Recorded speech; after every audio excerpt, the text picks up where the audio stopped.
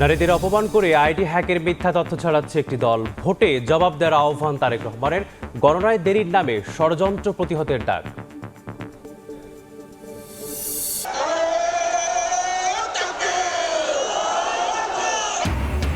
নারী হেনস্থার প্রতিবাদ করায় জামায়াতের পেছনে লাগার অভিযোগ আমিরের। গণজোয়ারে অন্ধকার দেখছে একটি দল, সম্মানজনক কর্মসংস্থানের প্রতিশ্রুতি।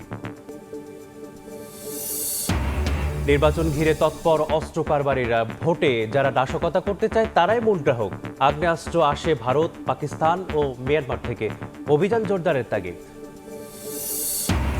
বাড়ছে হৃদরোগ, ডায়াবেটিস, ক্যান্সারে আক্রান্তের সংখ্যা। উন্নত চিকিৎসার জন্য ঢাকার হাসপাতালে চাপ।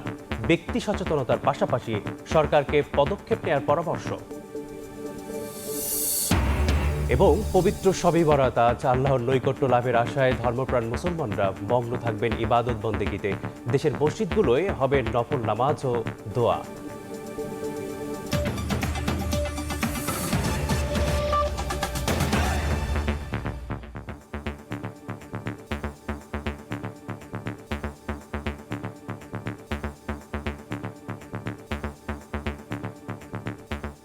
ভোরের সময় সঙ্গে আছি আমি মিসবাহুল আলিফ।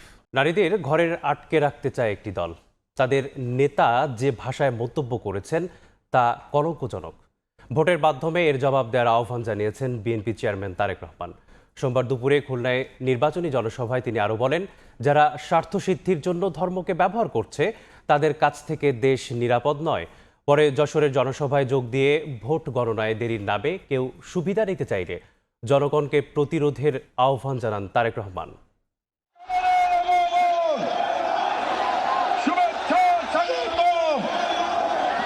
খুলনার মাটিতে ২২ বছর পর তারেক রহমান। বেলা ১২:১২টায় নগরীর খালিশপুরের প্রভাতী স্কুল মাঠে জনসভা স্থলে আসেন বিএনপি চেয়ারম্যান। অপেক্ষমান লাখো জনতা স্লোগানে উত্তাল হয়ে ওঠে পুরো নগরী। সকাল থেকেই খুলনা বিভাগের বাগেরহাট, সাতক্ষীরা সহ বিভিন্ন জেলা এবং উপজেলা থেকে জনতার ঢল নামে প্রভাত স্কুল মাঠে। হাতে ধানের শীষ নিয়ে স্লোগানে উচ্ছ্বাস প্রকাশ করেন নেতাকর্মীরা। অন্তত ১০ কোটি জনসংখ্যা। বক্তব্যের শুরুতেই উপকূলীয় এলাকার নানা সমস্যা ও সংকট সমাধানে পরিকল্পনার কথা তুলে ধরেন তারেক রহমান। ইনশাআল্লাহ বিএনপি আগামী ১৩ তারিখে সরকার গঠন করলে এই শিল্প নগরীকে আবার জীবিত শিল্প নগরীতে আমরা পরিণত করতে চাই। এ সময় জামায়াত আমিরের এক্স পোস্টে নারীদের নিয়ে কটাক্ষের প্রতিবাদ জানান তারেক রহমান। বলেন, নারীদের ঘরে আটকে রাখতে চায় একটি দল। এমন আচরণের জবাব ভোটের মাধ্যমে দেওয়ার আহ্বান জানান বিএনপি চেয়ারম্যান। যে দলটি নির্বাচনের আগে দেশের অর্ধেক জনগোষ্ঠীকে ঘরের মধ্যে বন্দী করতে চায়, অসম্মানজনক ভাবে কথা বলে, তাহলে আপনাদের কাছে আমার প্রশ্ন, আজকে নির্বাচনে যদি তারা কোনোভাবে সুযোগ পায় নির্বাচন পরবর্তী সময়, তাহলে তাদের আচরণ কি হতে পারে? যারা আপনাদেরকে এইভাবে অপমানিত করে তাদেরকে আপনারা কিভাবে জবাব দেবেন? আজ সেই সিদ্ধান্ত নেবার সময় এসেছে। আইডি হ্যাক হয়েছে, জামায়াতের এমন দাবিকে মিথ্যা অভিহিত করে প্রতিবাদ জানান তারেক রহমান। বলেন, স্বার্থসিদ্ধির জন্য ধর্মকে যারা ব্যবহার করছে তাদের কাছে দেশ নিরাপদ নয়। একটি রাজনৈতিক দলের একজন সিনিয়র নেতা জনগণের সামনে নির্বাচনের আগে এইভাবে মিথ্যা কথা বলছে, দলটি পর্যন্ত মিথ্যা কথা বলছে, তাদের আইডি বলে হ্যাক হয়ে গেছিল, অথচ আইডি হ্যাক হয়নি তাদের। এরা ধর্মকে ব্যবহার করে নিজেদের স্বার্থ রক্ষা করার জন্য। গদবাঁধা বক্তব্য নয়, সুনির্দিষ্ট পরিকল্পনার কথা বলছেন তারেক রহমান। এসব পরিকল্পনা বাস্তবায়নে শহীদ রাষ্ট্রপতি জিয়া রহমান আর বেগম খালেদা জিয়ার ধানের শীষে ভোট চাইছেন তিনি। খুলনার পর যশোরের উপশহর ডিগ্রি কলেজ মাঠে নির্বাচনী জনসভায় যোগ দেন তারেক রহমান। বলেন, ভোট গণনায় সময় বেশি লাগবে বলে যারা ষড়যন্ত্র করছে তাদেরকে প্রতিরোধে সাধারণ মানুষের প্রতি আহ্বান জানান বিএনপি চেয়ারম্যান। নির্বাচনকে বিতর্কিত করার জন্য, বাধাগ্রস্ত করার জন্য এরা উঠে পড়ে লেগেছে। নতুন গল্প শুনছি যে এবার বলে ভোট গণনা করতে অনেক বেশি সময় লাগবে। ভোট গণনা করতে কেমন সময় লাগে বাংলাদেশের মানুষের সেই ধারণা আছে। ভোট গণনা করতে দেরি হবে, এই উসিলা দিয়ে যদি কেউ কোনো সুযোগ নিতে চায়, প্রিয় ভাই বোনেরা, আপনাদেরকে তা প্রতিরোধ করতে হবে। পারবেন? দেশ পুনর্গঠনে ধানের শীষের পক্ষে ভোট দিতে সাধারণ মানুষের প্রতি আহ্বান জানান বিএনপির চেয়ারম্যান তারেক রহমান। আপনাদের সমর্থন নিয়েই বিএনপি শুরু করবে তার কাজ। হাসান ওয়ালি, সময় সংবাদ। নারীদের হেনস্থা করে একটি দল জামাতের পেছনে লেগেছে বলে অভিযোগ করেছেন দলটির আমির ডাক্তার শফিকুর রহমান। কক্সবাজারে নির্বাচনী জনসভায় তিনি বলেন, এসব করে গণজোয়ার ঠেকানো যাবে না। ক্ষমতায় গেলে নারীদের সম্মানজনক কর্মসংস্থান ও নিরাপদ দেশ গড়ারও প্রতিশ্রুতি জামায়াত আমিরের।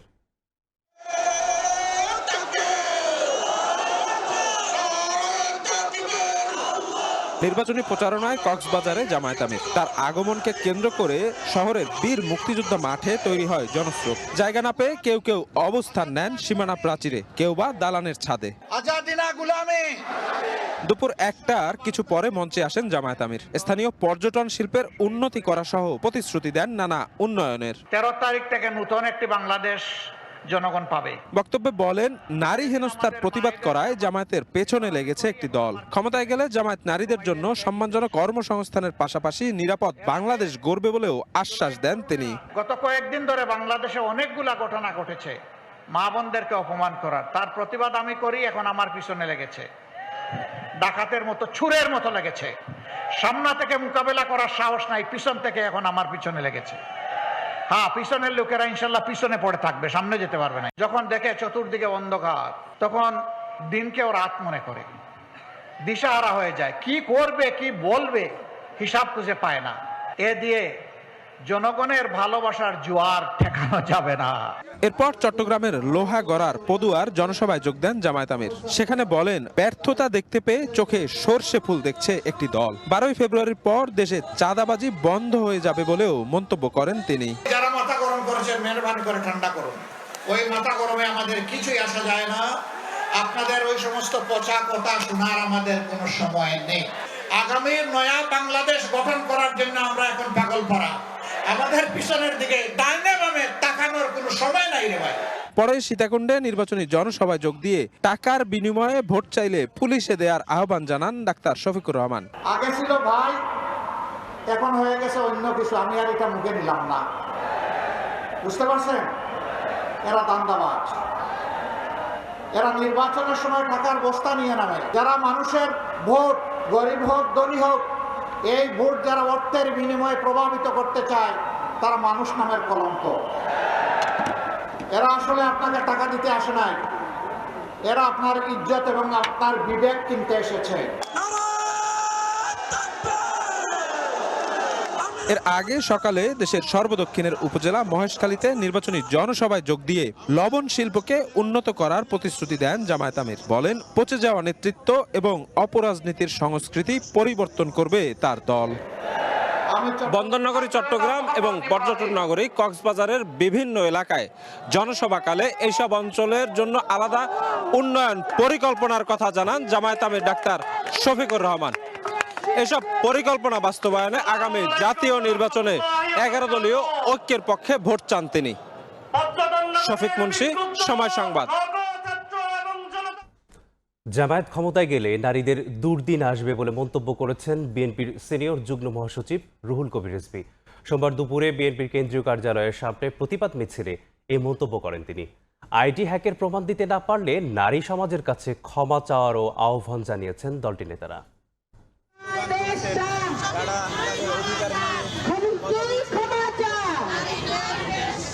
জামাত আমিরের এক্স অ্যাকাউন্ট থেকে নারীদের নিয়ে আপত্তিকর মন্তব্যের অভিযোগ তুলে প্রতিবাদ মিছিল করেছে জাতীয়তাবাদী মহিলা দল। সোমবার দুপুরে নয়াপল্টনে বিএনপির কেন্দ্রীয় কার্যালয়ের সামনে প্রতিবাদ মিছিলে দলটির সিনিয়র যুগ্ম মহাসচিব রুহুল কবির রিজভী বলেন, জামাত ক্ষমতায় গেলে নারীদের দুর্দিন নেমে আসবে। আপনাদের ওই জান্নাতের কার্ড বিক্রি বা কার্ড কি শেষ হয়ে গেছে?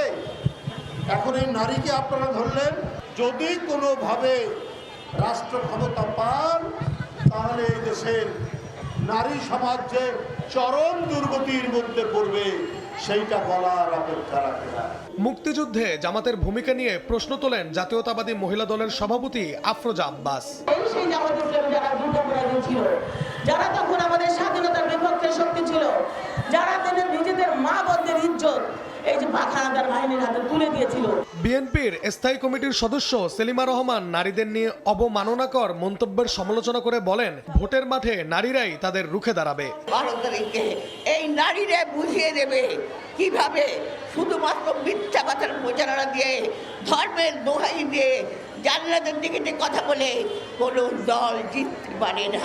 আইডি হ্যাকের প্রমাণ দিতে না পারলে নারী সমাজের কাছে ক্ষমা চাওয়ার আহ্বান জানান বিএনপি নেতারা। নাইম হাসান, সময় সংবাদ, ঢাকা। রাজধানীতে নির্বাচনের প্রচার এখন তুঙ্গে। ভোটের লড়াইয়ে জেতার আশায় প্রার্থীরা নেমেছেন মাঠের লড়াইয়ে। একদিকে প্রতিপক্ষের দিকে ছুটছেন অভিযোগের তীর, আবার অন্যদিকে ভোটারদের দুয়ারে দুয়ারে যাচ্ছেন নানা প্রতিশ্রুতি নিয়ে।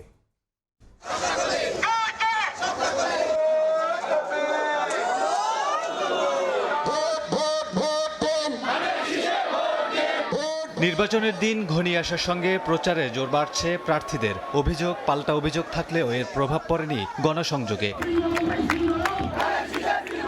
সোমবার ঢাকা 6 আসনের গেন্ডারি এলাকায় প্রচারে গিয়ে বিএনপি প্রার্থী ইশাক হোসেন বলেন, একটি বিশেষ দল ভোট বানচালের চেষ্টা চালাচ্ছে। নেতাকর্মীদের কোনো উস্কানিতে পা না দেওয়ার আহ্বান জানান ঢাকা 16 আসনের প্রার্থী আমিনুল হক। যদি এই স্বাধীনতা বিরোধীরা কোনোভাবে বাংলাদেশের রাষ্ট্র ক্ষমতা দখল করতে পারে, নারীদের তারা গৃহবন্দী করবে। যারা নিরাপত্তা দিতে পারবে না, যারা নারীদের মান সম্মান নিয়ে কথা বলেছে, কুরুচিপূর্ণ মন্তব্য করেছে, তাদের কাছে কখনোই দেশ হেফাজত না। ঢাকা 8 আসনের শাহজাহানপুরে গণসংযোগে মির্জা আব্বাস বলেন, নারীদের নিয়ে কুরুচিপূর্ণ মন্তব্য গ্রহণযোগ্য নয়। এদিকে ঢাকা 17 আসনে বিএনপি চেয়ারম্যান তারেক রহমানের পক্ষে গণসংযোগ করেন আব্দুস সালাম। জনগণের সমর্থন নিয়ে আগামীর সরকার গঠনের আশাবাদ ব্যক্ত করেন তিনি। ওনার অবস্থান থেকে নারীদের সম্বন্ধে এরকম কুরুচিপূর্ণ নোংরা মন্তব্য ওনার করা ঠিক হয় নাই। আইডি হ্যাক হয়েছে, সার্বভৌম মিথ্যা কথা। গুলশান বনানীর মানুষ তারেক রহমানের বিকল্প কিছু ভাবতে পারে না। আগামী 12 তারিখ বিপুল ভোটে তারেক রহমানকে জয়লাভ করাবে। আজকের এই মিছিল এটাই প্রমাণ করে। রামপুরার কুঞ্জবনে গণসংযোগের সময় 11 দলীয় ঐক্যের প্রার্থী নাহিদ ইসলাম বলেন, আবারও লাশের রাজনীতি শুরু হয়েছে। চাঁদাবাজি বন্ধে কাজ করার আশ্বাস দিয়ে প্রচারণা চালান ঢাকা 8 আসনের 11 দলীয় প্রার্থী নাসির উদ্দিন পাটোয়ারি। আর মাইকিং মিছিল ছাড়াই ভোটারদের কাছে টানার চেষ্টায় ঢাকা 9 আসনের স্বতন্ত্র প্রার্থী তাসনিম জারা। নির্বাচনে আবারও লাশের রাজনীতি শুরু করেছে আমাদের যারা প্রতিদ্বন্দ্বী রয়েছে। মানুষকে হত্যা করে লাশের উপর দিয়ে তারা নির্বাচনে জয়ী হতে যাচ্ছে। আমার একটাই জায়গা, ভরসার জায়গা, সেটা হলো জনগণ এবং আল্লাহর উপরে ভরসা। তো সেটার প্রতি আমি ফোকাস করতেছি এবং মানুষের কাছে যাচ্ছি। আমরা ভিন্ন ধারার রাজনীতি করছি। আমরা কোটি টাকা খরচ করছি না, কোনো শোডাউন করছি না, কোনো মাইকিং করে মানুষের দুর্ভোগ করছি না। একেবারেই যতখানি কম ডিসরাপশন করে আমাদের প্রচারণা করা যায় সেভাবে আমরা আগাচ্ছি। ঢাকা 17 আসনের জামায়াতের প্রার্থী ডাক্তার SM খালিদুজ্জামান বলেন, যতই ন্যারেটিভ দাঁড় করানোর চেষ্টা হোক, জনগণ বিশ্বাস করবে না। যারা নারীদের উপরে উত্ত্যক্ত করে, নারীদেরকে হরণ করে, ধর্ষণ করে, তারাই আবার বলতেছে যে নারীদের উপরে আমাদের আমিরের কথা। সুতরাং মানুষ এটা বিশ্বাস করে না। 10 ফেব্রুয়ারির মধ্যে সব ভোটারের কাছে নিজেদের পরিকল্পনা তুলে ধরার সর্বোচ্চ চেষ্টায় প্রার্থীরা। কামরুল হাসান, সময় সংবাদ, ঢাকা। এদিকে বিরামহীনভাবে নির্বাচনী প্রচারণা চালিয়ে যাচ্ছেন ঢাকার বাইরের প্রার্থীরাও। ভোটারদের দিচ্ছেন উন্নয়নের নানা প্রতিশ্রুতি। রয়েছে পাল্টাপাল্টি অভিযোগও। বিএনপি প্রার্থীরা বলছেন, দেশকে আফগানিস্তান বানাতে চায় একটি দল। আর এদিকে জামায়াত এনসিপি বলছে, গণজোয়ার দেখেই অপপ্রচারে নেমেছে বিরোধীরা।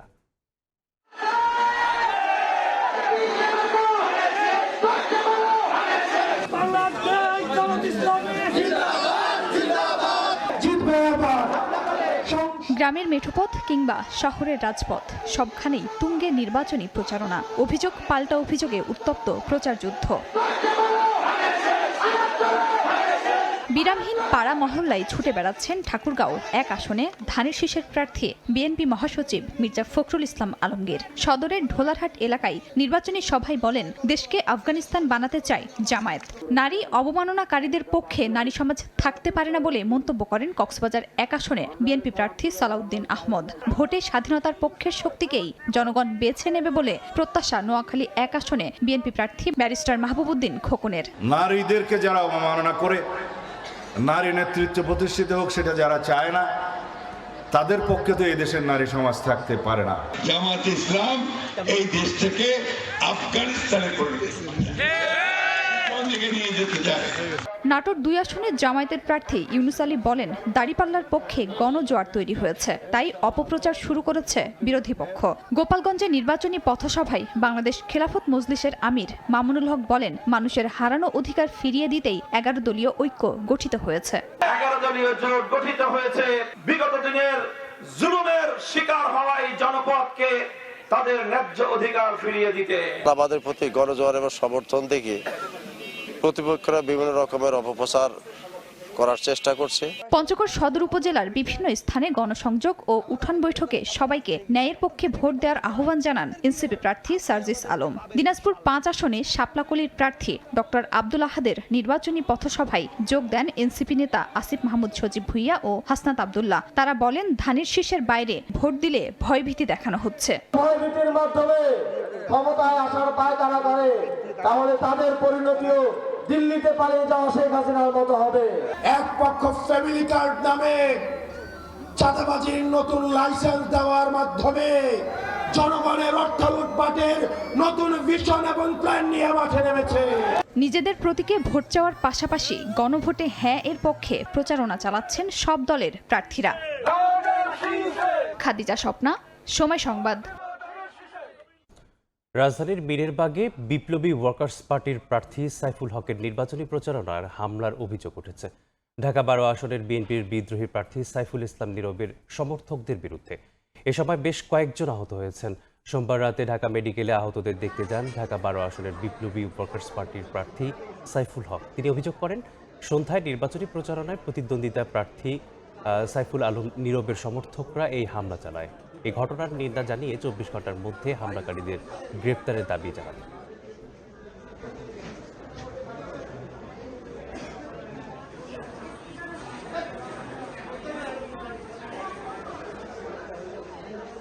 পেছন থেকে এখানে ফুটবল মার্কার যিনি প্রার্থী সাইফুল আলম নীরব এবং তার প্রচারণা যারা অংশ নিচ্ছেন মাসুম বলে পরিচিত, তার নেতৃত্বে মূলত আমাদের কর্মীদের উপরে হামলা হয়। যিনি ফুটবলের প্রার্থী সাইফুল আলম নীরব, তার উপস্থিতিতে এই হামলা হয়েছে। ফলে এই ঘটনার দায় দায়িত্ব অবশ্যই ফুটবল মার্কার যিনি প্রার্থী সাইফুল আলম নীরব তাকে বহন করতে হবে। নির্বাচনের আগে তৎপর আন্ডারওয়ার্ল্ডের অস্ত্র কারবারিরা নির্বাচনের মাঠে মহড়া বা নিজেদের অবস্থান জানাতে এরই মধ্যে অস্ত্র জমা করেছে অস্ত্রবাজরা। বিভিন্ন ব্যক্তি বা রাজনৈতিক দলের নেতাদের চাহিদা মতো অস্ত্র সরবরাহ করছে তারা। সময় টিভিকে একজন আন্ডারওয়ার্ল্ডের অস্ত্র সরবরাহকারী জানান, যারা দেশে নাশকতা করতে চায় তাদের কাছেই অস্ত্র সরবরাহ করা হয় বেশি। জানান, নগদ টাকায় নয়, অস্ত্র কেনা হয় পণ্যের মাধ্যমে। জামশেদ মাহবুবের রিপোর্ট।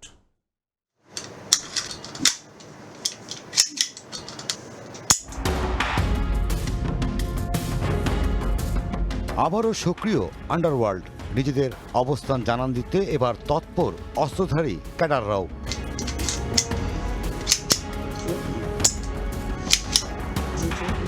সময় টিভিকে দেওয়া এক সাক্ষাৎকারে আন্ডারওয়ার্ল্ডের একজন জানান, ভারত, পাকিস্তান ও মায়ানমার থেকে আসে সব ধরনের অস্ত্র। ভারত, পাকিস্তান থেকে আসে ছোট ধরনের অস্ত্র, আর মায়ানমার থেকে আসে M16 ও AK-47 মতো বড় ধরনের অস্ত্র।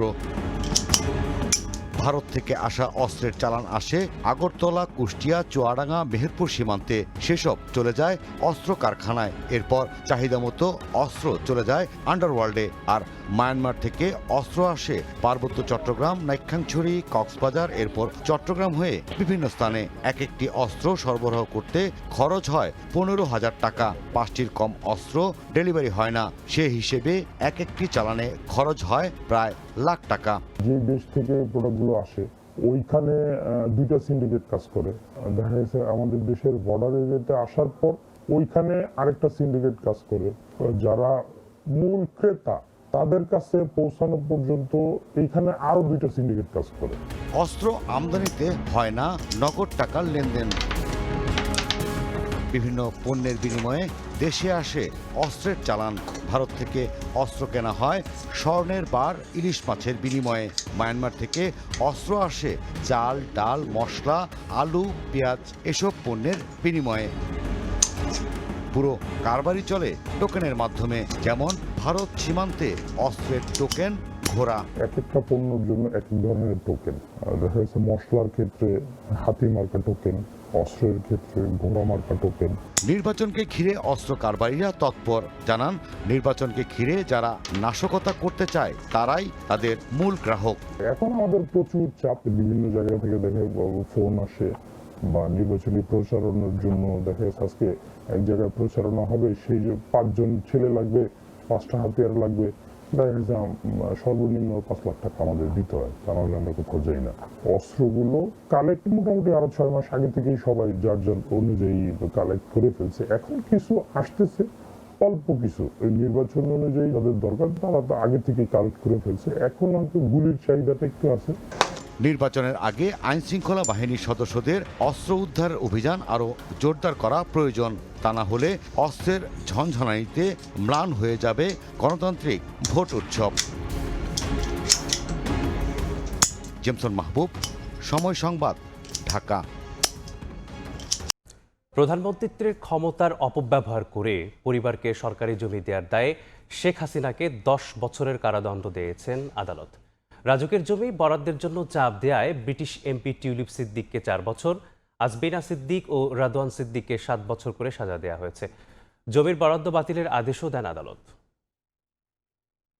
মৃত্যুদণ্ড ও 26 বছরের জেল মাথায় নিয়ে দুর্নীতির আরও 2 মামলায় সাজা হলো ক্ষমতাচ্যুত প্রধানমন্ত্রী শেখ হাসিনার। ক্ষমতার অপব্যবহার করে পরিবারের নামে 20 কাঠা সরকারি জমি বরাদ্দ দেয়ায় তাকে 10 বছরের কারাদণ্ড দিয়েছেন আদালত। সোমবার রায় ঘোষণায় ঢাকার বিশেষ জজ আদালত 4-এর বিচারক রবিউল আলম জানান, পূর্বাচলে শেখ রেহানার মেয়ে আজমিনা সিদ্দিক ও ছেলে রাদওয়ান সিদ্দিকের নামে 20 কাঠা জমি বরাদ্দের আদেশ দেন শেখ হাসিনা। যদিও রাজধানীতে তাদের ফ্ল্যাট ও প্লটের তথ্য হলফনামায় গোপন করা হয়। অভিযোগ প্রমাণিত হওয়ায় আজমিনা সিদ্দিক ও রাদওয়ান সিদ্দিককে 7 বছর করে কারাদণ্ড ও 1 লাখ টাকা করে অর্থদণ্ড দেন আদালত। ফ্ল্যাট এবং জমি থাকা সত্ত্বেও তারা মিথ্যা হলফনামা প্রদান করে এই প্লটগুলি হাতিয়ে নিয়েছেন শেখ হাসিনা এবং টিউলিপ সিদ্দিকের সহযোগিতায় এবং সরকারের অন্যান্য কর্মকর্তা এবং রাজুকের কর্মকর্তাদের সহায়তায়। সেই ক্ষেত্রে আদালত উক্ত প্লটটি বাজেয়াপ্ত ঘোষণা করেছে। আদালতে একজনের জবানবন্দিতে বেরিয়ে আসে, শেখ হাসিনার একান্ত সচিব মোহাম্মদ সালাউদ্দিনকে ভাই বোনের নামে জমি বরাদ্দের জন্য চাপ দেন ব্রিটিশ এমপি টিউলিপ সিদ্দিক। পরে রাজুকে আবেদন ছাড়াই প্রধানমন্ত্রীর কার্যালয় থেকে বরাদ্দের জন্য আদেশ দেওয়া হয়। ফলে নিজ নামে জমি না নিলেও অভিযুক্ত হন টিউলিপ সিদ্দিক। 2 মামলায় তাকে মোট 4 বছর কারাদণ্ড ও 2 লাখ টাকা জরিমানা করা হয়। টিউলিপ সিদ্দিককে যে সাবেক প্রধানমন্ত্রী শেখ হাসিনার একান্ত সচিব সালাউদ্দিন সাহেবকে বিভিন্ন সময় প্রভাবিত করেছেন বিভিন্নভাবে, এই বিষয়টা প্রধানমন্ত্রী কার্যালয়ের 2 জন কর্মকর্তা কর্মচারী এসে আদালতে সাক্ষী প্রদান করেছেন। এছাড়া রাজুক ও গণপূর্তের 14 জনকে 5 বছর করে কারাদণ্ড দেন আদালত। তবে আত্মসমর্পণ করায় খুরশিদ আলমকে 2 বছরের সাজা দেওয়া হয়। আসিফ মোহাম্মদ সিয়াম, সময় সংবাদ, ঢাকা। রমজান মাস সামনে রেখে গত 7 মাসে 25,700 কোটি টাকা মূল্যের 26 লাখ মেট্রিক টন তেল, চিনি, খেজুর এবং ছোলার মতো 17 ধরনের ভোগ্যপণ্য আমদানি করেছে বাংলাদেশ। আগের অর্থ বছরের তুলনায় 1,500 কোটি টাকা মূল্যের 3 লাখ মেট্রিক টন পণ্য বেশি আমদানি হলেও ভোক্তা পর্যায়ে দাম বাড়াতে লাইটার জাহাজে করে সাগরে পণ্য মজুদ সহ নানা কারসাজির অভিযোগ উঠেছে। সাক্ষাৎ ত্রিপুর ক্যামেরায় আরও জানাচ্ছেন ফেরদৌস লিপি।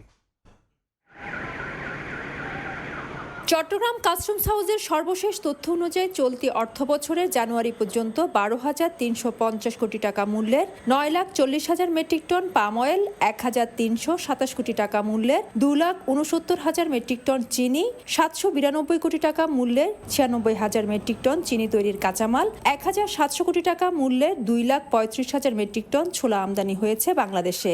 গত 7 মাসে আমদানি হওয়া 25,669,000 কোটি টাকা মূল্যের 25,53,000 ৫৩,০০০ মেট্রিক টন পণ্য থেকে চট্টগ্রাম কাস্টমস হাউস শুল্ক আদায় করেছে ৪,২২৯ কোটি টাকা। বিগত অর্থবছরের 7 মাসের তুলনায় চলতি অর্থবছরের 7 মাসের হিসেবে দেখা যাচ্ছে পরিমাণের তুলনায় বেশি আমদানি হয়েছে এবং রাজস্ব বেশি অর্জন হয়েছে। রমজানে ব্যাপক চাহিদার সুযোগে কৃত্রিম সংকট সৃষ্টি করতে আমদানিকারক কিছু প্রতিষ্ঠান আগে থেকে লাইটারের জাহাজে পণ্য লোড করে সাগরে ভাসিয়ে রেখে গুদাম হিসেবে ব্যবহার করছে বলে অভিযোগ উঠেছে। বিশেষ করে চট্টগ্রাম বন্দরের বহির্নোঙরে অবস্থানরত ভোগ্যপণ্যবাহী মাদার ভেসেল থেকে আমদানি পণ্য নামাতে প্রতিদিন যেখানে 150-এর বেশি লাইটারের জাহাজ প্রয়োজন, সেখানে মিলছে মাত্র 50 থেকে 60টি। যেখানে আমাদের রিকোয়ারমেন্ট আছে, চাহিদা আছে 120টা জাহাজ, আমরা সেখানে 90টা জাহাজকে লাইটার দিতে পারতাম। লাইটারের জাহাজকে ভাসমান গুদাম হিসেবে ব্যবহারের প্রবণতা ঠেকাতে 3 দিনের বেশি বন্দর সীমানায় পণ্যবাহী জাহাজের অবস্থানে নিষেধাজ্ঞা জারি করেছে চট্টগ্রাম বন্দর কর্তৃপক্ষ। তারপরও আদেশ অমান্য করে অবস্থানকারী জাহাজের বিরুদ্ধে ব্যবস্থা নিতে শুরু করেছে প্রশাসন। গত কয়েকদিন ধরেই বন্দরের নৌসীমানায় 64 নটিক্যাল মাইলস জুড়েই চলছে অভিযান। আমরা ইতিমধ্যেই এই ধরনের অবৈধ যারা মজুদারি করেন তাদেরকে লাল কার্ড শো করেছি।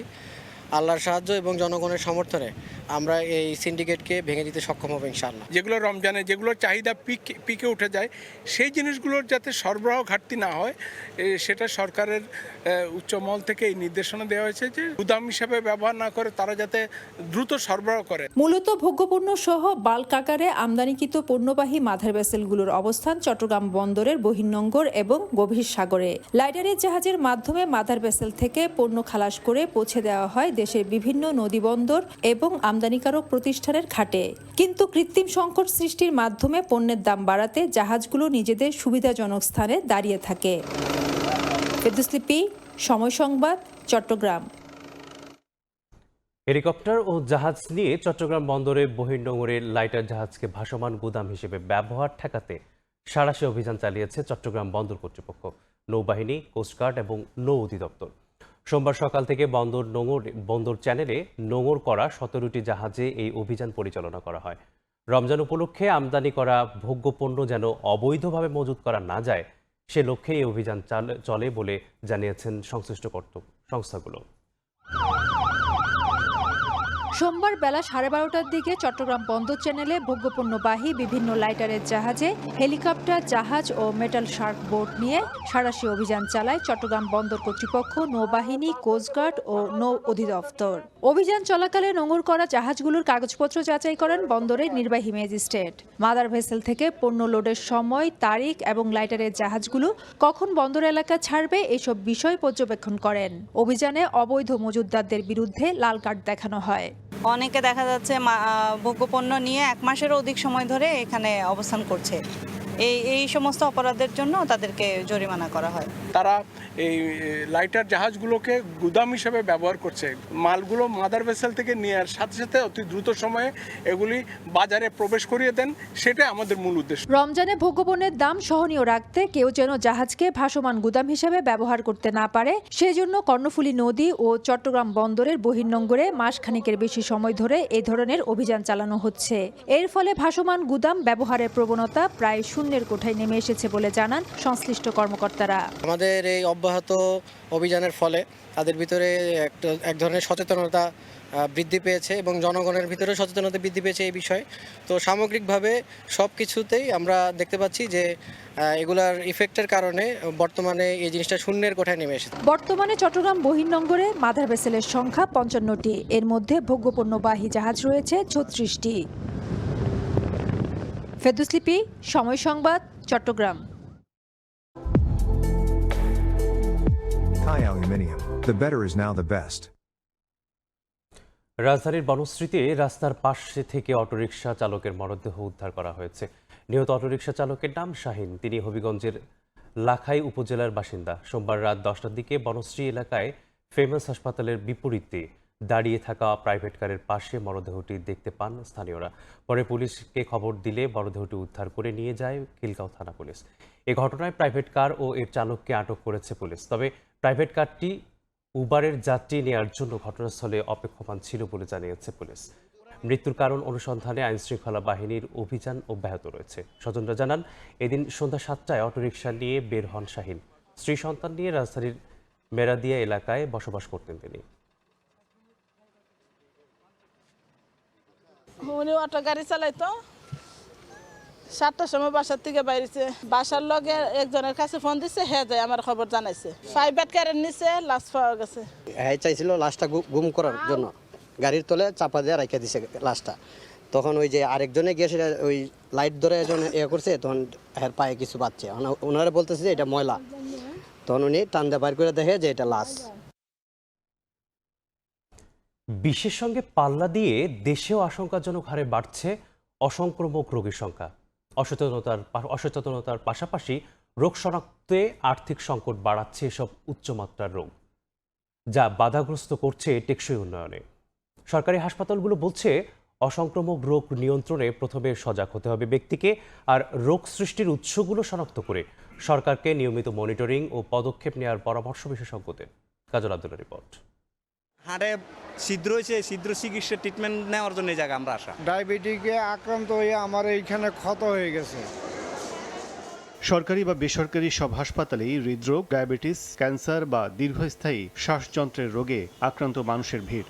শহর ছাপিয়ে এসব রোগের প্রকোপ বাড়ছে গ্রামেও। উন্নত চিকিৎসার জন্য তাই ঢাকা কেন্দ্রিক চাপ বাড়ছে প্রতিনিয়ত। এখানে উন্নত মানের চিকিৎসা নেই নোয়াখালীতে, এখানে ভালো একটা চিকিৎসা আছে। পার কেমোয় 18 থেকে 20 হাজার টাকা খরচ হয় আমার ব্যক্তিগত ফ্রি পাওয়ার পরেও। বিশ্ব স্বাস্থ্য সংস্থার তথ্য, অসংক্রামক রোগে বিশ্বে 30 থেকে 69 বছর বয়সের মধ্যে প্রতি বছর মারা যায় 15 মিলিয়ন মানুষ, যার 85% নিম্ন ও মধ্য আয়ের দেশে। এসব রোগ থেকে রক্ষা পেতে অস্বাস্থ্যকর খাবার ও জীবনযাপন, ধূমপান, অ্যালকোহল ও দূষিত পরিবেশ এড়িয়ে চলাই ব্যক্তি পর্যায়ে প্রধান কাজ বলছেন চিকিৎসকরা। নন কমিউনিকেবল ডিজিজ, যেটা ক্যান্সার, কার্ডিয়াক, কিডনি, ডায়াবেটিস, এই রোগগুলো এখন আমরা বেশি পাচ্ছি। তা আমাদের ক্যান্সার এখানে সারা দেশ থেকেই ক্যান্সার রোগী আসে। অসংক্রামক রোগটা আসলে ব্যক্তির কিন্তু দায়ভার আছে, কারণ যদি সচেতন না হয় ব্যক্তি মানুষ, আধুনিক কারণে যে কি হচ্ছে, মানুষের যে বাইরে বের হচ্ছে না, তারা যেটা এক্সারসাইজ করবে, একটু খেলাধুলা করবে, সেটাও কিন্তু অনেকটা অনলাইন ভিত্তিক হয়ে গেছে। জনস্বাস্থ্য সেবায় নিয়োজিতদের মতে, অসংক্রামক রোগ সৃষ্টির উৎসগুলো শনাক্ত করে নিতে হবে প্রয়োজনীয় ব্যবস্থা। গত 20-25 বছর যে সরকারি এসেছে, তাদের মূলত ফোকাস ছিল আসলে কিউরেটিভের উপর। আমাদের এই কিউরেটিভ ব্যবস্থা থেকে আমাদের প্রিভেন্টিভ এবং প্রমোটিভ স্বাস্থ্য ব্যবস্থায় যেতে হবে। এটি যদি আমরা করতে পারি, তাহলে দেখবেন অসংক্রামিত ব্যাধি এটি আগামী 2 দশকের মধ্যে অনেকখানি কমানো সম্ভব। গত 1 বছরে বিশ্বে অসংক্রামক রোগে মারা গেছে প্রায় 4 কোটি 30 লাখ মানুষ। বাংলাদেশেও প্রতি বছর 71% মানুষের মৃত্যু হয়। একই সঙ্গে দীর্ঘমেয়াদে ক্ষতিগ্রস্ত হয় আর্থিকভাবে তাদের পরিবার। এজন্য ব্যক্তি সচেতনতার পাশাপাশি সরকারকে এই রোগ নিয়ন্ত্রণে প্রয়োজনীয় পদক্ষেপ নেওয়া সময়ের দাবি বলছেন সংশ্লিষ্টরা। পবিত্র শবে বরাত আজ। আরবিতে একে বলা হয় লাইলাতুল বরাত বা সৌভাগ্য রজনী। আল্লাহর নৈকট্য লাভের আশায় ধর্মপ্রাণ মুসলমানরা মশগুল থাকবেন ইবাদত বন্দেগীতে। দেশের মসজিদগুলোয় অনুষ্ঠিত হবে নফল নামাজ ও দোয়া। এ নিয়ে বিস্তারিত জানাচ্ছেন আবু সাইদ নিশান।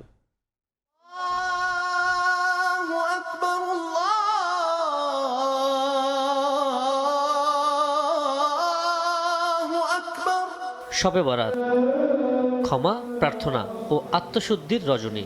মুসলমানদের জন্য অত্যন্ত তাৎপর্যপূর্ণ এক পবিত্র রাত। এ রাতে ধর্মপ্রাণ মুসলমানরা ইবাদতের মাধ্যমে নিজেকে সঁপে দেন স্রষ্টার দরবারে। বান্দার আকুতি কবুল করতে প্রথম আসমানে নেমে আসেন মহান আল্লাহ। হিজরি বর্ষপঞ্জির শাবান মাসের 14 তারিখের দিবাগত রাতটি ইবাদত, দোয়া ও আত্মশুদ্ধির মধ্য দিয়ে পার করেন ধর্মপ্রাণ মুসলমানরা। পরদিন রোজাও পালন করেন কেউ কেউ। এই রাতে কাফের ও হিংসা বিদ্বেষ পোষণকারী ছাড়া অসংখ্য বান্দা মহান আল্লাহর পক্ষ থেকে ক্ষমা ও কল্যাণ লাভ করেন। শবে বরাত উপলক্ষে দেশের বিভিন্ন মসজিদে অনুষ্ঠিত হয় নফল নামাজ, কোরআন তেলাওয়াত ও দোয়া। ধর্মপ্রাণ মুসলমানরা মহান আল্লাহর অনুগ্রহ লাভের আশায় জিকিরে মগ্ন থাকেন রাতব্যাপী। কেউ কেউ কবরস্থানে গিয়ে প্রিয়জনদের রুহের মাগফিরাত কামনা করেন। ইসলামিক স্কলাররা বলছেন, শবে বরাত আত্মসমালোচনা ও আত্মশুদ্ধির সুযোগ। যার যত প্রত্যাশা, যার যত চাহিদা, সমস্ত কিছু রব্বে কারিমের কাছে চেয়ে নেওয়ার জন্য বলা হয়েছে। রব্বে কারিম প্রথম আকাশে এসে তার বান্দাদেরকে লক্ষ্য করে বিভিন্ন ভাষায় ডাকতে থাকেন। রব্বে কারিম অসংখ্য অগণিত গুনাহগারদেরকে এই রজনীতে ক্ষমা করে দিবেন।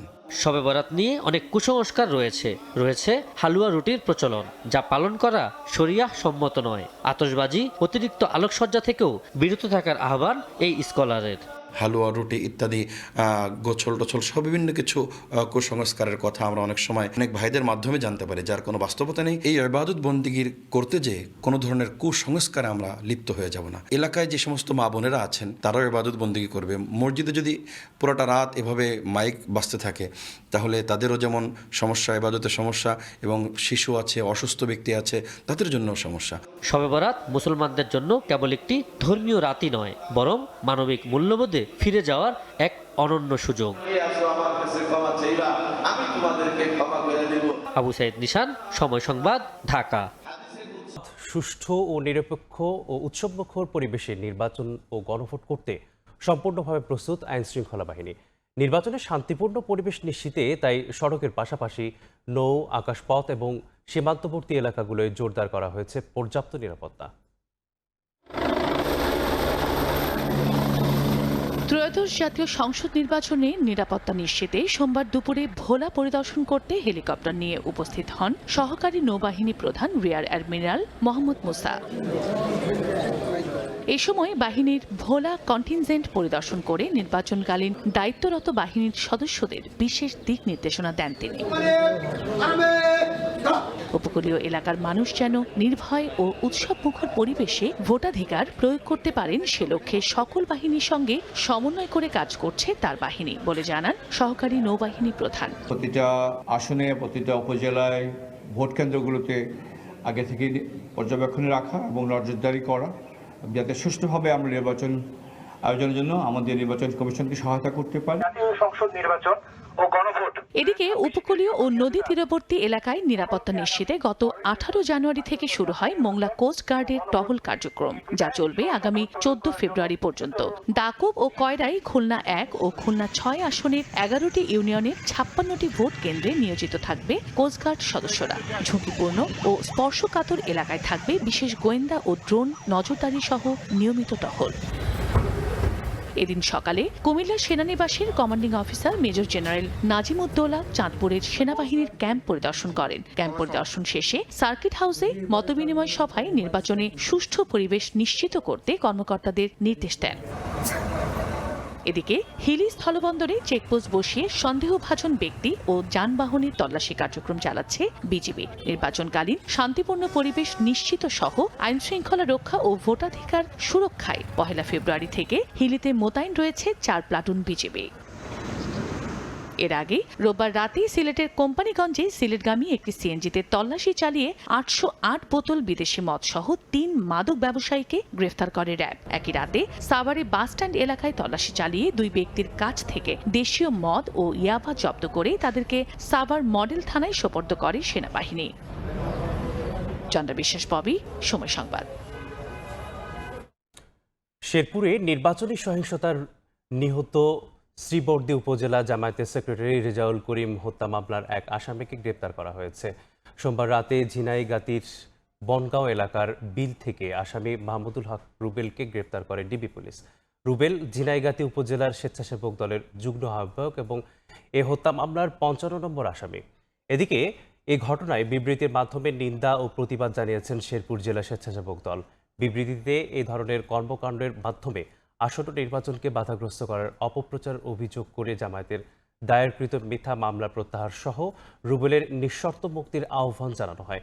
গত 28 জানুয়ারি বিএনপি ও জামায়াতের নেতাকর্মীদের মধ্যে সংঘর্ষে মৃত্যু হয় রেজাউল করিমের।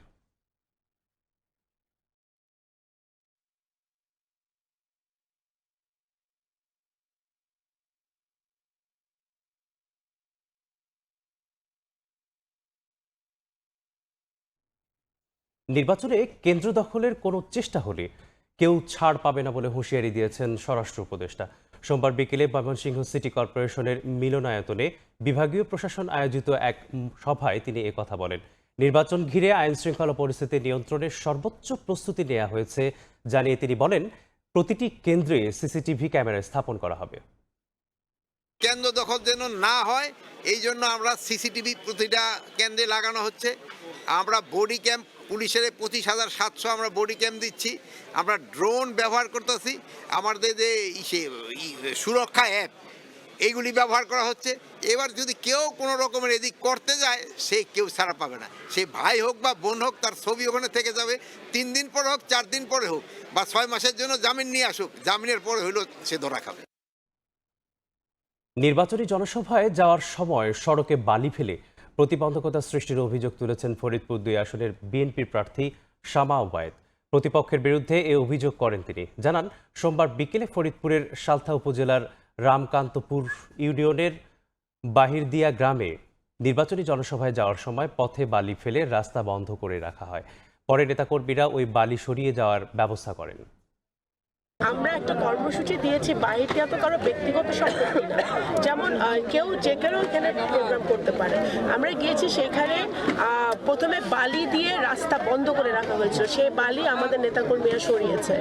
তারপরে ওখানে একটা দোকানও খোলা নেই। আমি বিস্মিত হলাম যে আমাদের সাথে এত সিনিয়র সিটিজেন থাকে, মুরব্বীরা থাকে, মা বোনরা থাকে, গর্ভবতীরা থাকে, ছোট ছোট বাচ্চারা থাকে, একটা পানির পিপাসা পেলে যে একটা বোতল পানি কিনে খাবে সেই অবস্থাও ছিল না, একটা ওষুধের দোকানও খোলা ছিল না। তো সেইটার জন্য এটা অত্যন্ত অমানবিক কাজ।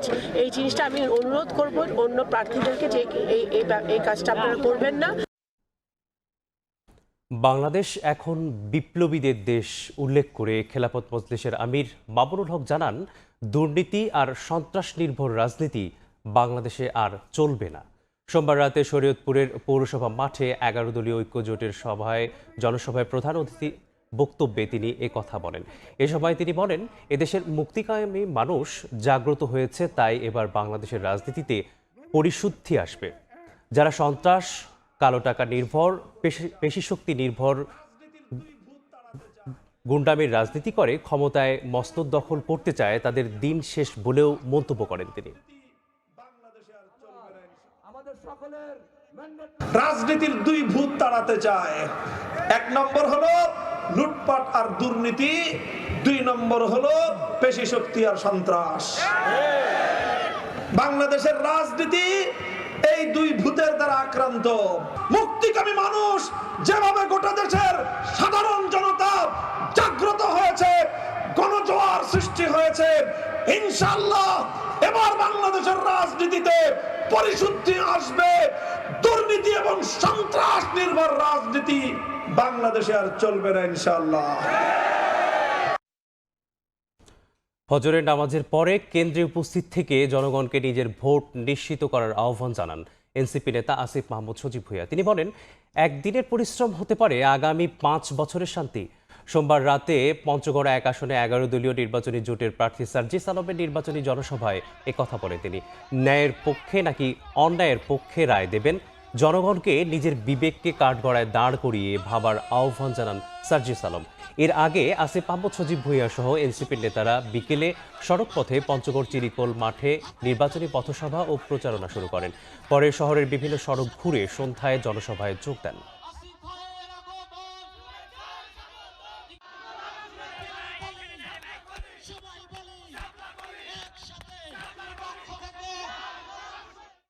গণঅভ্যুত্থানের পর সার্জিস ভাইকে 2 বার ফোন দিলে, একবার ঢাকায় পেতাম, আরেকবার পেতাম পঞ্চগড়ে। আমি দেখেছি তিনি সরকারের বিভিন্ন দায়িত্বশীলদের কাছে আপনাদের জন্য বরাদ্দ নিয়ে আসার জন্য, আপনাদের রাস্তাঘাট ঠিক করে দেওয়ার জন্য, এই এলাকার উন্নয়নের জন্য, এই এলাকার পর্যটন শিল্পের বিকাশের জন্য বিভিন্ন সরকারি দপ্তরের দ্বারে দ্বারে গিয়েছেন। এই নির্বাচন নির্ধারণ করবে আগামীর বাংলাদেশ জুলুমের বাংলাদেশ হবে নাকি আগামীর বাংলাদেশ ইনসাফের বাংলাদেশ হবে। এই বাংলাদেশে, এই পঞ্চগড়ে সেই পূর্বের যেই কালচার ছিল, দাদা বাবা চাচা একটা মার্কায় ভোট দিয়েছে দেখে আমাদেরও সেই মার্কায় ভোট দিতে হবে, এই যদি হয় আমাদের চিন্তা, তাহলে বিগত সময়ে আমাদের ওই পূর্বসূরীরা যে জুলুমের উপর দিয়ে গেছে, আমাদের একই জুলুমের মধ্য দিয়ে যেতে হবে। সোনালী মুরগির লতিরাজ, জয়পুরহাটের গর্ব আজ। এটি জেলা প্রশাসনের ব্র্যান্ডিং স্লোগান হলেও ধান ও আলু উৎপাদনে যেন এ জেলার সুনাম পুরো বাংলাদেশে। তবে কৃষিতে সম্ভাবনার আলো জ্বালিয়ে রাখলেও কাঙ্ক্ষিত শিল্পায়ন ও মেগা প্রকল্প বাস্তবায়ন না হওয়ায় সেই সম্ভাবনা আজও রূপ পায়নি। পাশের জেলা বগুড়ায় গ্যাস সংযোগ আসলেও মাত্র ৩৮ কিলোমিটার দূরত্বের জয়পুরহাটে না আসায় বিনিয়োগের পথ বন্ধ। অন্যদিকে একমাত্র ভারী শিল্প প্রতিষ্ঠান হিসেবে পরিচিত জয়পুরহাট চিনিকল বছরের পর বছর লোকসান গুনে এখন ধুকে ধুকে টিকে রয়েছে। এছাড়াও হাজারো মানুষের সম্ভাবনার কর্মক্ষেত্রে জয়পুরহাট চুনাপাথরের প্রকল্প উত্তোলনের অভাবে মাটির নিচেই পড়ে রয়েছে। গবেষকরা বলছেন প্রয়োজন বিশেষ পরিকল্পনার। জয়পুরহাটের সম্ভাবনা ও বঞ্চনার সেই চিত্র তুলে ধরছেন সহকর্মী শহীদুল ইসলাম সবুজ।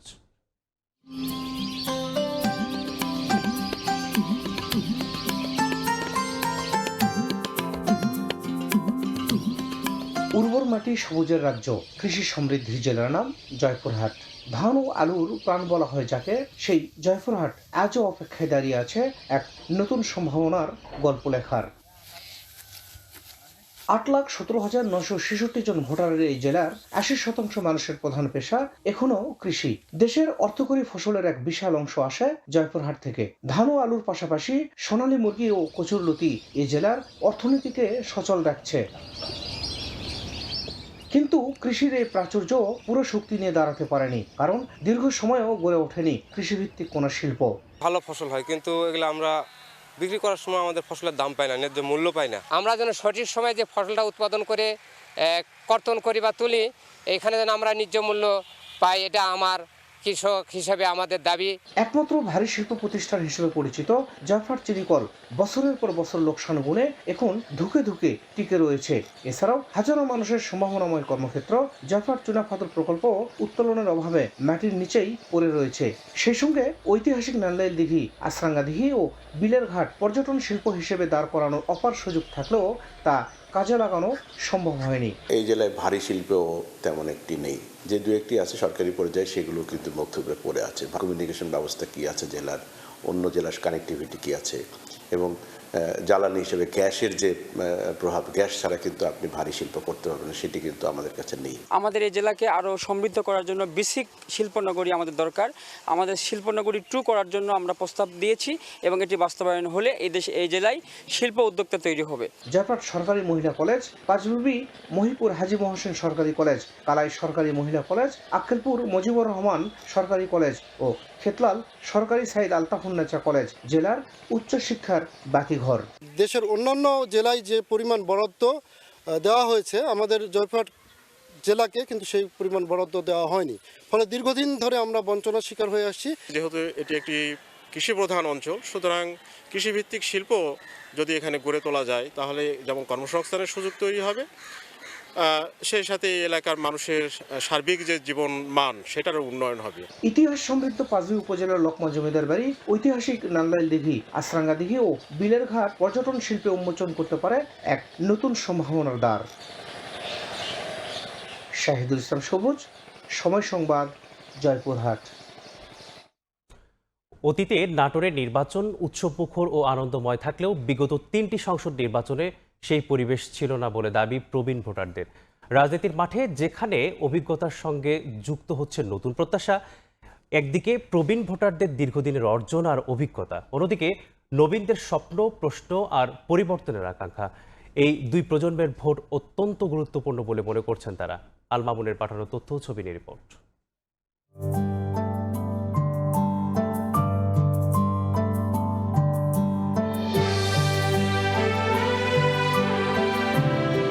নব্বইয়ের দশকে নির্বাচন মানেই ছিল উৎসব। শুধু একটি পরিবার নয়, পাড়া ও মহল্লার মানুষ একযোগে যেতেন ভোট কেন্দ্রে। নারী পুরুষ ভোটারদের সঙ্গে শিশুরাও নতুন পোশাক পরে যেতেন সেখানে। অতীতে ভোট মানেই ছিল ঈদের আনন্দ।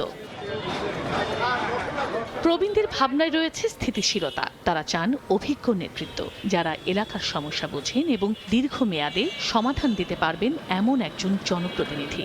যখন আমি প্রথম ভোট দিতে চাই, আমরা দল ধরে ছেলে মেয়ে সবাই আমরা যেতাম, আর আমাদের যারা ছোট বাচ্চারা ছিল তারাও সবাই নতুন পোশাক পরতো, মনে হচ্ছে যে ঈদের বোধহয়। বিগত 17 বছর তো কোনো আমরা ভোট দিতে পারিনি। আবার গণতন্ত্রের পুনরুদ্ধারের জন্য সব রাজনৈতিক দল একটি ভোটে অংশ নেবে আমরা আশা করছি। আমি চাই সুষ্ঠু, নিরপেক্ষ এবং একটা স্বাভাবিক ভোট।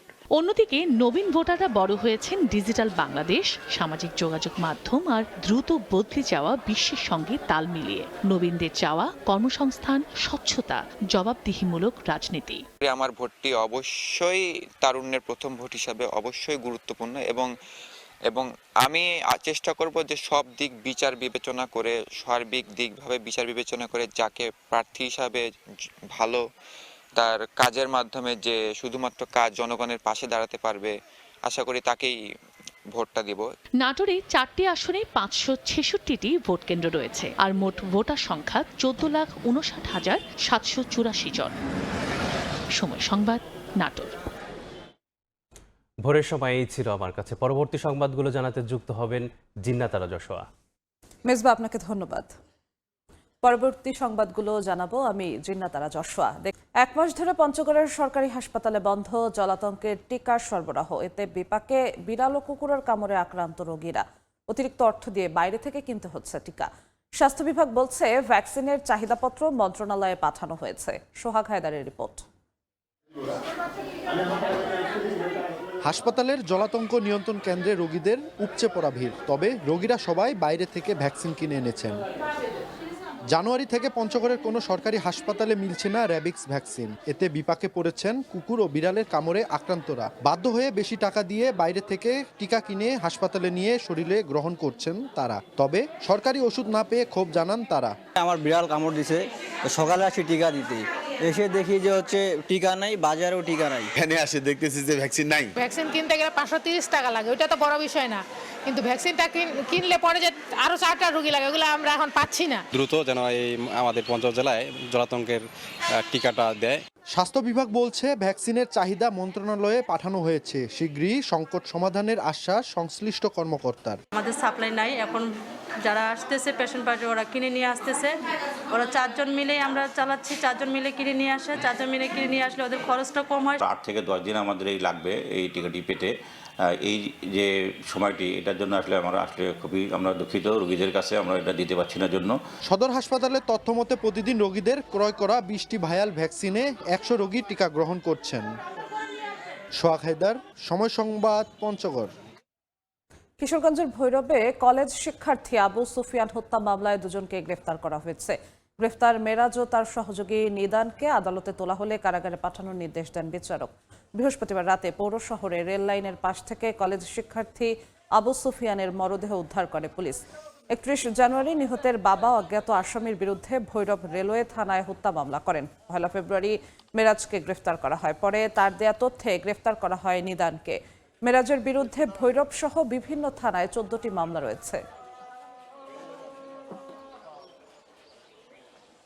গাইবান্ধায় মামলার ভয়ে পলাতক 20টির বেশি ইউনিয়ন পরিষদের চেয়ারম্যান। প্রকাশ্যে না এলেও গোপনে প্রশাসনিক বিভিন্ন কাগজে স্বাক্ষরের মাধ্যমে পদ ধরে রাখছেন তারা।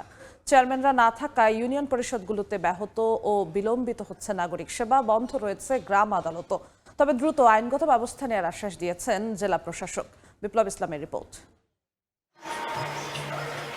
2024 সালের 5 আগস্টের পর থেকে গাইবান্ধার 20টির বেশি ইউনিয়ন পরিষদে উপস্থিত হচ্ছেন না চেয়ারম্যানরা। মামলার ভয়ে দীর্ঘদিন পলাতক থাকলেও ইউনিয়ন পরিষদের প্রশাসনিক কর্মকর্তাদের মাধ্যমে গোপনে স্বাক্ষর পাঠিয়ে নিজেদের পদ টিকিয়ে রাখছেন তারা।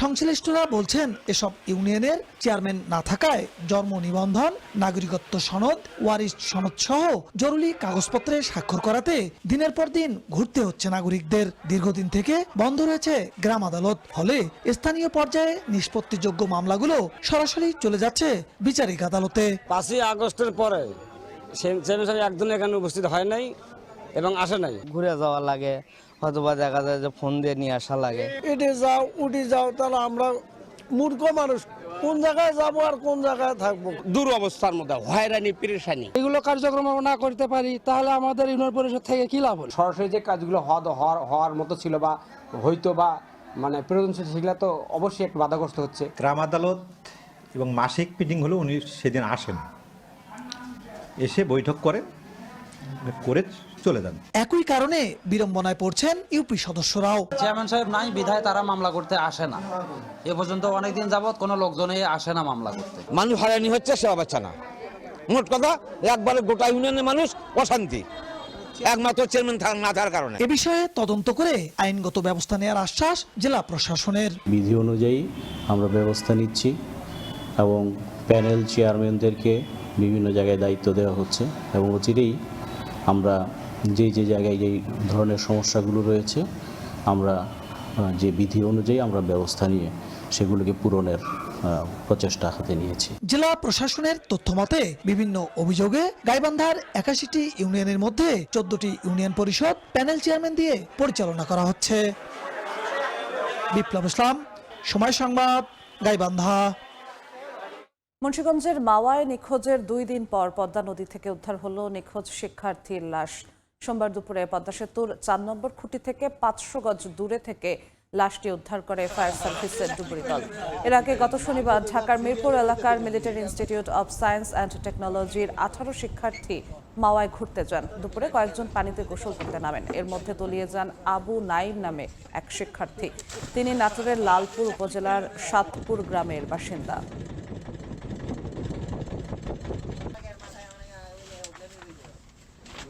দেশে ভুট্টা আমদানি বাড়ছে। হিলি স্থলবন্দরের তথ্য, ডিসেম্বরে যেখানে দৈনিক 10 থেকে 15 ট্রাক আমদানি হতো, বর্তমানে তা হচ্ছে 6 থেকে 8 গুণ বেশি। পশুখাদ্য ও খাদ্য শিল্পে বাড়তি চাহিদাই কারণ বলে জানাচ্ছেন ব্যবসায়ীরা। হিলি থেকে শফিকুল ইসলাম শফিকের পাঠানো রিপোর্ট।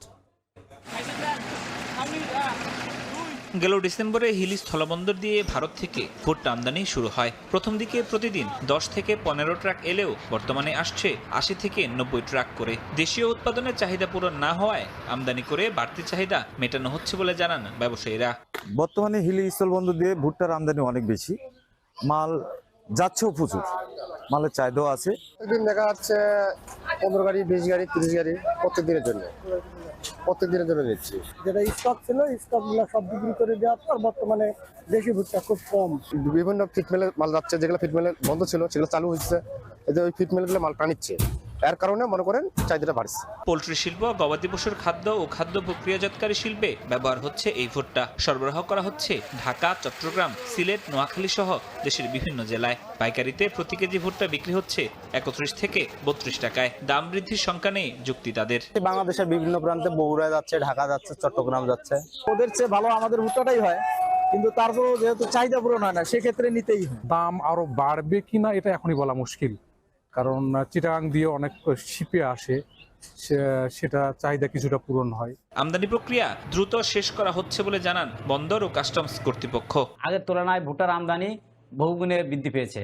আগে দিনে 2-4 গাড়ি আসতো, এখন 50-60 গাড়ি, জানুয়ারি মাসে 50-60 গাড়ি পর্যন্ত দিনে ভুট্টা আমদানি হইতেছে ইন্ডিয়া থেকে। আমদানি স্বাভাবিক থাকায় স্থানীয় বাজারও স্থিতিশীল বলে দাবি সংশ্লিষ্টদের। সময় সংবাদ, হিলি। বিশ্ব জলাভূমি দিবসে মোংলায় পরিবেশ রক্ষার দাবিতে মানববন্ধন হয়েছে। এতে অংশ নেয় পরিবেশ রক্ষায় আন্দোলন করা বিভিন্ন সামাজিক সংগঠন। সোমবার দুপুরে ধরিত্রী রক্ষায় আমরা, পশুর রিভার ওয়াটার কিপার ও সুন্দরবন রক্ষায় আমরা সংগঠনের নেতাকর্মীরা মানববন্ধনের আয়োজন করে। এ সময় বক্তারা বলেন, মোংলা বন্দরে আমদানি করা কয়লা খালাসের সময় বাতাসের সঙ্গে উড়ে যাওয়া অংশ দূষণ করছে বিশ্ব ঐতিহ্য সুন্দরবনের জীববৈচিত্র্য। এছাড়া জলাভূমি ধ্বংস হচ্ছে, বিষাক্ত হচ্ছে সুন্দরবনের প্রাণ, পশুর, নদীর পানি। প্রশাসনকে, বন বিভাগকে রক্ষা করতে হবে। আজকে সুন্দরবনের নদী, খাল, মাছ।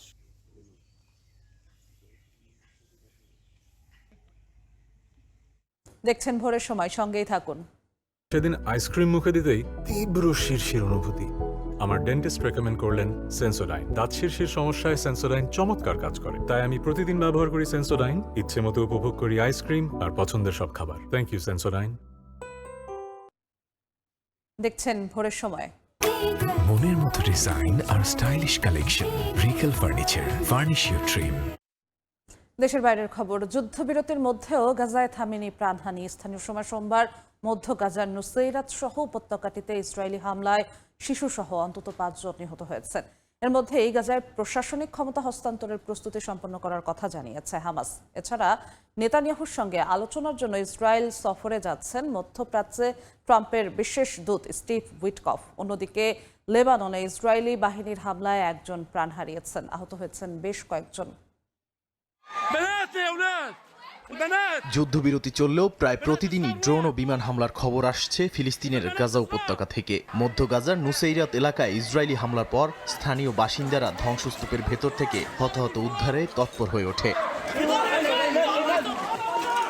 এদিকে প্রায় 2 বছর পর সীমিত আকারে গাজার রাফা সীমান্ত খুলে দেওয়ার পর কঠোর নিরাপত্তা যাচাই শেষে পায়ে হেঁটে যাতায়াতের অনুমতি মিলছে বাসিন্দাদের। দিনে সর্বোচ্চ 150 জন গাজা ছাড়তে পারলেও প্রবেশের অনুমতি পাচ্ছেন তুলনামূলকভাবে অনেক কম মানুষ। স্বাস্থ্য কর্তৃপক্ষ বলছে বর্তমানে প্রায় 20,000 রোগী বিদেশে জরুরি চিকিৎসার জন্য অপেক্ষা করছেন।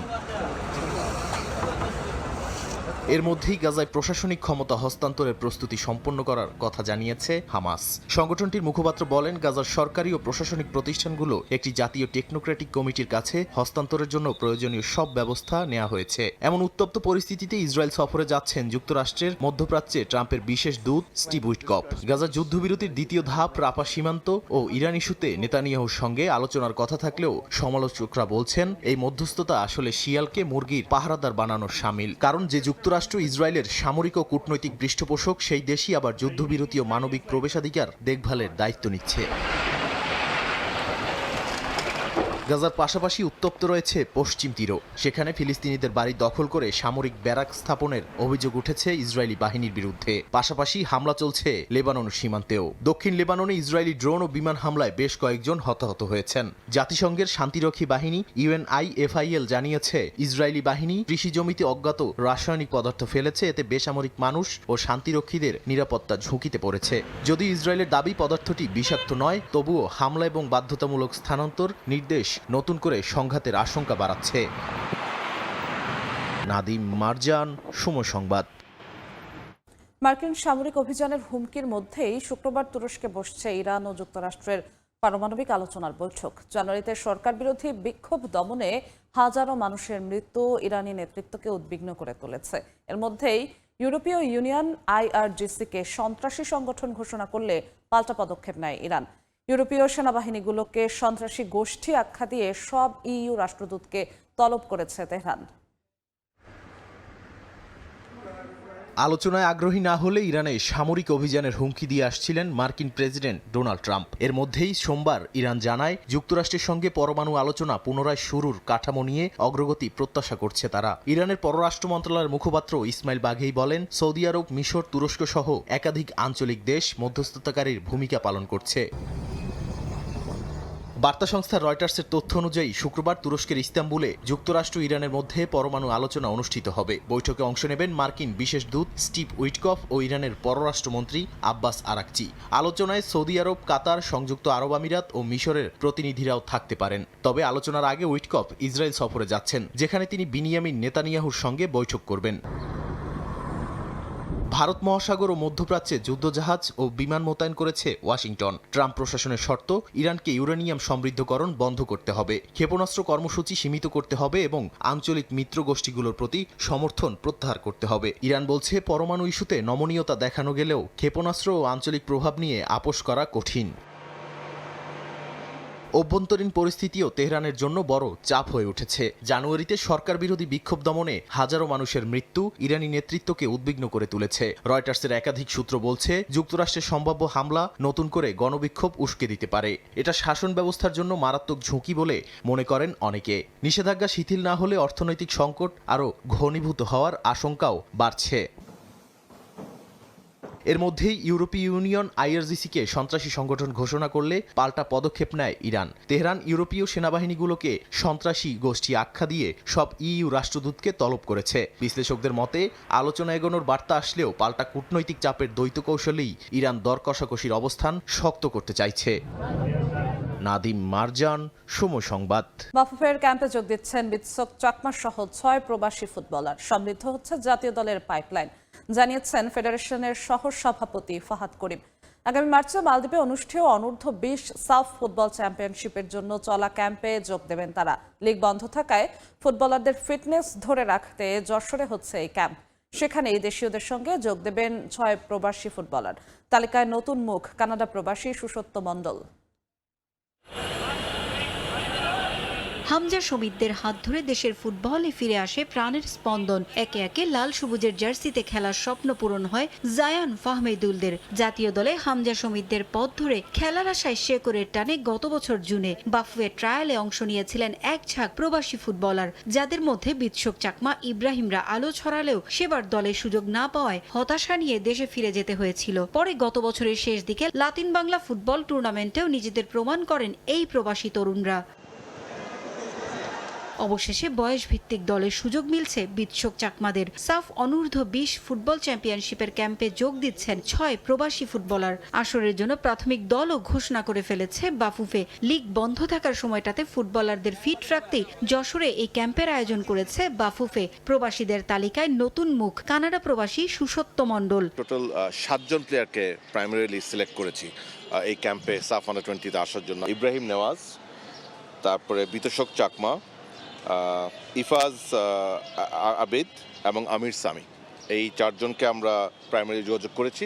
তার মধ্যে আনফর্চুনেটলি ইফাজ ইজ ইনজুর্ড, ওর বোধহয় he has some injury issues, so unfortunately সে আসতে পারবে না, ও আমাদেরকে জানিয়েছে। বাট বাকি 3 জন they have agreed they will come. এর বাইরে আমরা আমাদের ইউথ টিমে আগে খেলেছিল আব্দুল কাদের, আপনার মনে আছে, so he has been called again. উনি আন্ডার-19 এসেছিল, ফরজাদ আফতাব উনি এসেছিলেন, বাট উনি কিন্তু লাস্ট টাইম গেম টাইম পায়নি বিকজ হি ওয়াজ সিক। এর বাইরে আমরা আরেকজন একদম নতুন একজনকে দেখেছি, তার নাম হচ্ছে মূলত সুস্রত মণ্ডল। গত জুনে ভালো পারফর্ম করেও ডাক পাননি, অথচ হঠাৎ করে বিৎসক ইব্রাহিমরা বাফুফের নজরে। এর পেছনে কারণটা কি? ওই ট্রায়ালটা ছিল was kind of like a test, যেখানে আমাদের এখানকার কোচিং স্টাফরা অবজার্ভ করেছেন। করে কিন্তু আমি তখন বারবার বলেছিলাম যে প্রত্যেক জনের সাথে কিন্তু ইন্ডিভিজুয়ালি আমাদের টেকনিক্যাল ডাইরেক্টর সাহেব বসছিলেন, বসে তাদের কিছু ফিডব্যাক দিয়েছিল এবং তাদের সাথে কিন্তু আমাদের টেকনিক্যাল টিমের যোগাযোগ আছে। আগামী 23 মার্চ থেকে 4 এপ্রিল পর্যন্ত মালদ্বীপে অনুষ্ঠিত হবে সাফ অনূর্ধ্ব-20 ফুটবল চ্যাম্পিয়নশিপ। পারভিন আক্তার, সময় সংবাদ, ঢাকা। এ পর্যায়ে শীর্ষ সংবাদগুলো জানিয়ে দিচ্ছি আরেকবার।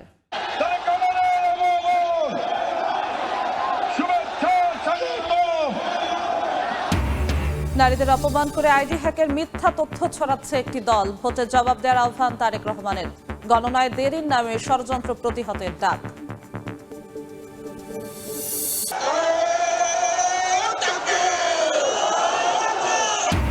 নারী হেনস্থার প্রতিবাদ করায় জামায়াতের পেছনে লাগার অভিযোগ আমিরের। গণজোয়ারে অন্ধকার দেখছে একটি দল, সম্মানজনক কর্মসংস্থানের প্রতিশ্রুতি। নির্বাচন ঘিরে তৎপর অস্ত্র কারবারিরা। ভোটে যারা নাশকতা করতে চায় তারাই মূল গ্রাহক। আগ্নেয়াস্ত্র আসে ভারত, পাকিস্তান ও মিয়ানমার থেকে। অভিযান জোরদারের তাগিদ। বাড়ছে হৃদরোগ, ডায়াবেটিস, ক্যান্সারে আক্রান্তের সংখ্যা। উন্নত চিকিৎসার জন্য ঢাকার হাসপাতালে চাপ। ব্যক্তি সচেতনতার পাশাপাশি সরকারকে পদক্ষেপ নেওয়ার পরামর্শ। এবং পবিত্র শবে বরাত আজ। ধর্মপ্রাণ মুসলমানরা ইবাদতের মাধ্যমে নিজেকে সঁপে দেবেন স্রষ্টার দরবারে। দেশের মসজিদগুলোয় হবে নফল নামাজ ও দোয়া।